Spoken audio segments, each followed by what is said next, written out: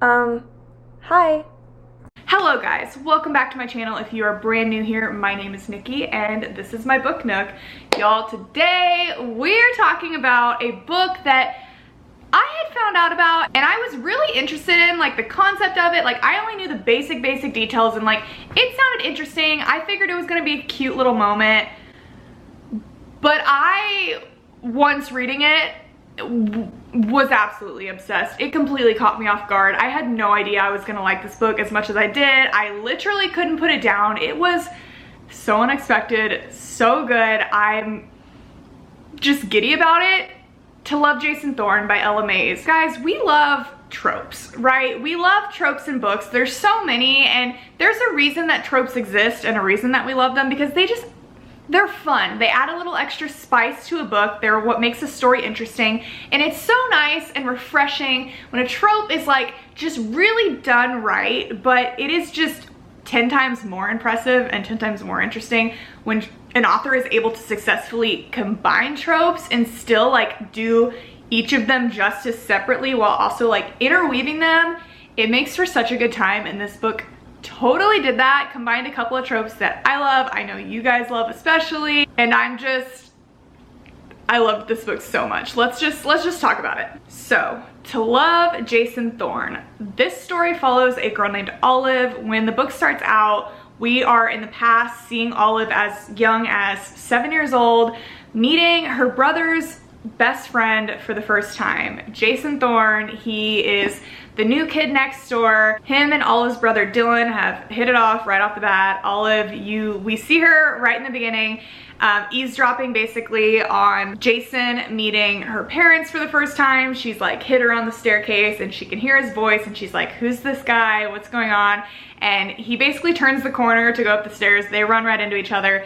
He is a few years older than her, I think 4 years older. So she's like 7, he's like older, he's like 11 or 12. She is just in awe, like jaw drop. This is the most beautiful boy I've ever seen. Jason is so sweet to Olive, like right off the bat. Like, he's just so nice to her. Like, Dylan, her brother, they have that sibling energy, you know. He kind of blows her off, he kind of excludes her, pushes her out, but Jason is like so sweet to Olive. You know, he sees her and he talks to her, and she ends up asking him in their very first interaction if he'll marry her, which was so cute. And you know, he wasn't rude about it. He's just like, you know, we're a little young for that. I don't know about that type. Haha. Like, he always like pulls her hair, and it's an ongoing thing from there. Like, she's just head over heels in love with him, and he obviously, because he is her brother's best friend, he comes over all the time. We kind of like flash forward throughout these first few chapters and we just see like a couple interactions with them, like as they're both growing older. And the final sort of interaction in the past that we see is when Jason and Dylan are now 18, they're seniors in high school, and Olive is about 14. Olive finally gets up the courage to do something about this crush on Jason. She wants to see if he feels the same way, so she ends up like borrowing a friend's cell phone and texting him anonymously. For a second I was like, okay, this is kind of goofy, like, are you really doing this? And then I had to think about it. I'm like, okay, you definitely did dumber things. We definitely made a lot of prank calls when I was a kid to boys we thought we were cute, so it really isn't that like out of this world to think that that would happen. But yeah, she's like 13 or 14 at this point, and she texts Jason while they're literally under the same roof together. He's spending the night with her brother, and she's like, oh, I think you're cute, whatever, talking back and forth. And you know, he's like, who is this? He's like trying to figure out who she is, and she like doesn't want to say because he wants her to like guess that it's her. Just, again, like kid stuff. And then finally, you know, she's like, what are you doing? And he's like, oh, at Dylan's house. And then she ends up like going downstairs to like get water from the kitchen, and like he's also in the kitchen, and they see each other, and then they have no idea. She doesn't let on that she's the one texting him, but she goes back to her room and she like checks her phone and he hasn't responded, so she like texts again, and he's like, oh, sorry, I was talking to Dylan's sister. And she's like, now's my opportunity. Well, what do you think of Dylan's sister or whatever? And he basically was like, you know, she's just a kid, like, she's sweet, a little clingy, but you know, yeah, just a kid. Basically says that like she's just a kid.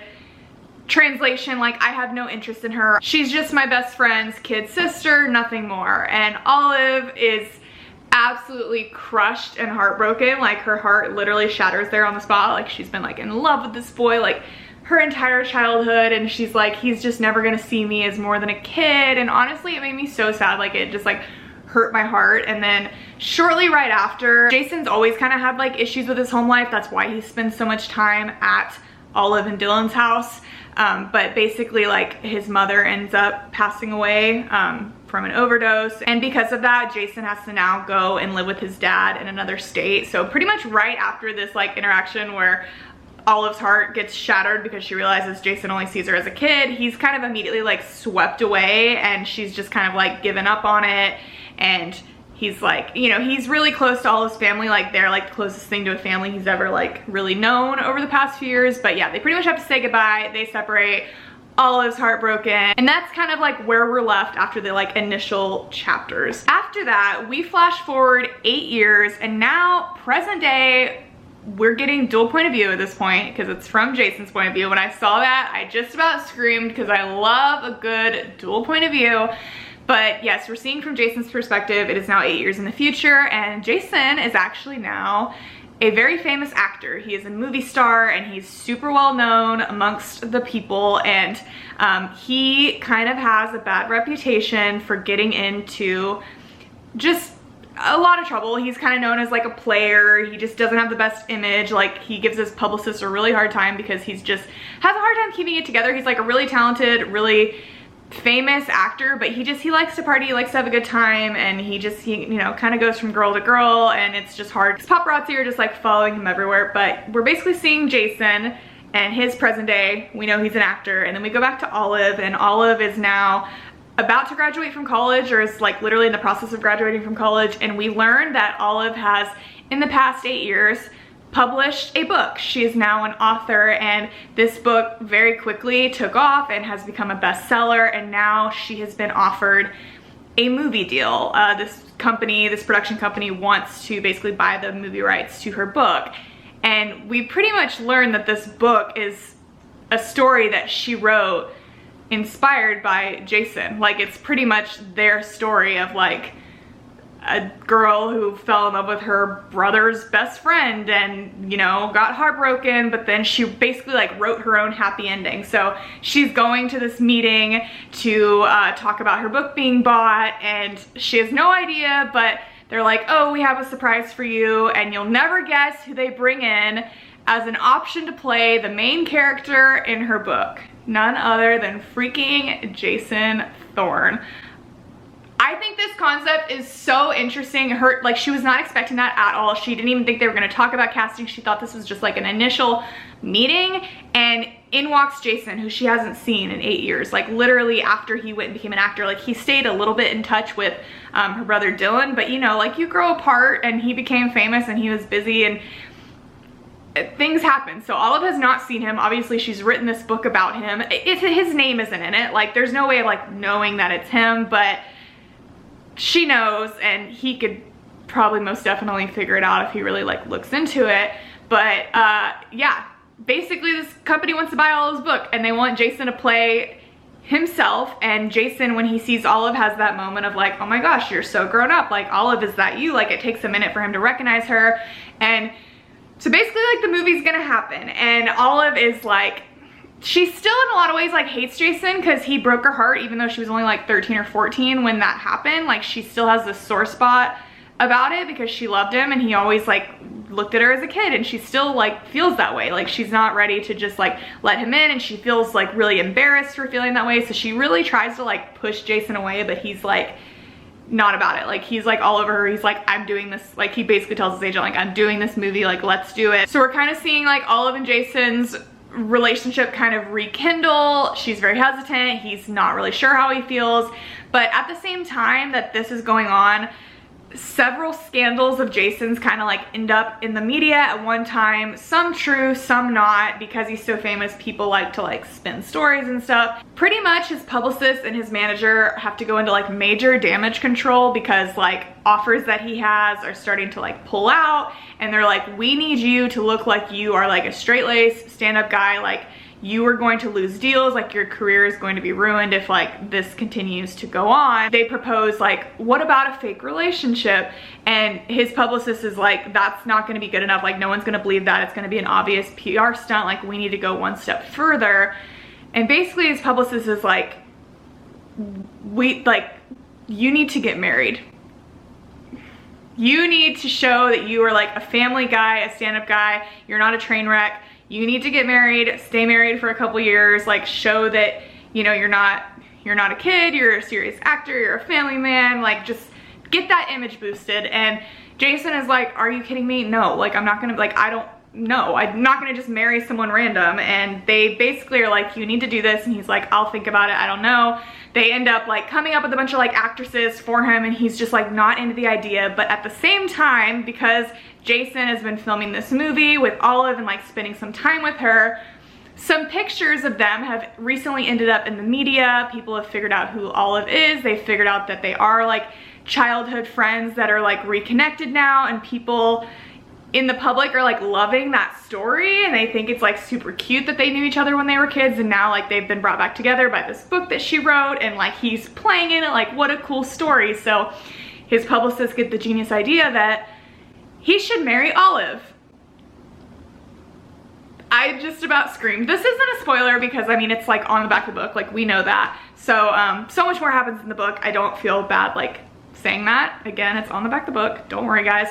But yeah, Jason's like, what? Like, Olive, are you, I mean, obviously he doesn't want to have to marry someone just to marry someone for like a fake deal slash contract slash publicity stunt anyways, but he's like, if I'm gonna, like, if I need to marry someone, you know, I'd rather it be Olive over like someone I don't even know. And you know, he starts to kind of like, you know how it is, you're like, wait, how do I feel? Okay, like I need to do this for publicity, but like also I don't hate this idea. And then he obviously presents the idea to Olive, and I mean, this is her dream come true. I mean, she asked him to marry her the first time they met. Like, this is all she's ever wanted in her life, but it's like, he's not really asking her. He's asking her for, you know, publicity. Like, it's fake. So like everything in her wants to say yes, but like also she wants it to be real. But it's like, okay, because part of the deal is like they have to live together. Like, it has to be believable. Like his publicist is like, y'all have to live together for at least a couple years, and you can like have a quickie divorce, and you can go on with your lives if you want to, whatever. Jason obviously like has a mansion, like he is a star. So like this would change Olive's life in a lot of ways. I mean, she's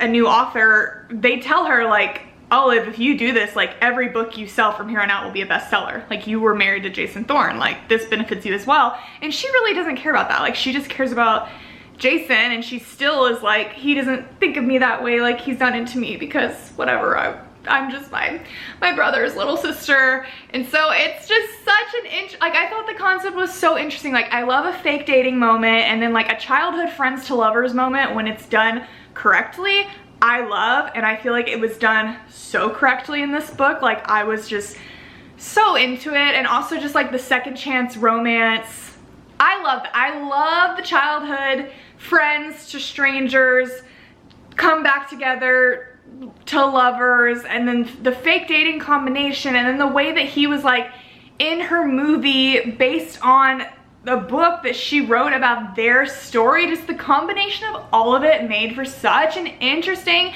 freaking book that I couldn't put down. And I will say this cover is freaking deceptive because it looks so cute and wholesome, doesn't it? So cute and wholesome. It's pink, and it's like, oh, I'm just sitting in a coffee shop writing my book. And this book was so ridiculously spicy that I was like concerned. I'm like, did they put the wrong cover on this book? I mean, it was so good. I'm not complaining, but like the second half of this book was just like spice, and it is very good. Just the whole story was really interesting. I would give it 4.5 stars.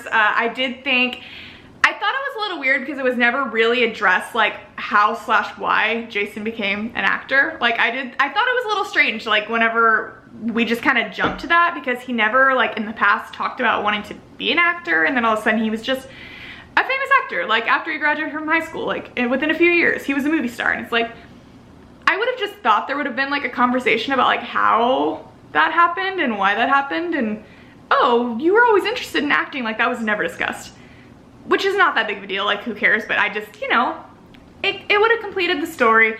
Here and there was like a little bit of cringy dialogue like that just came out of nowhere, and I think it just was weird because like 95% of the dialogue was not, like, it was all very good, but here and there were a few lines where I was kind of like, don't love that.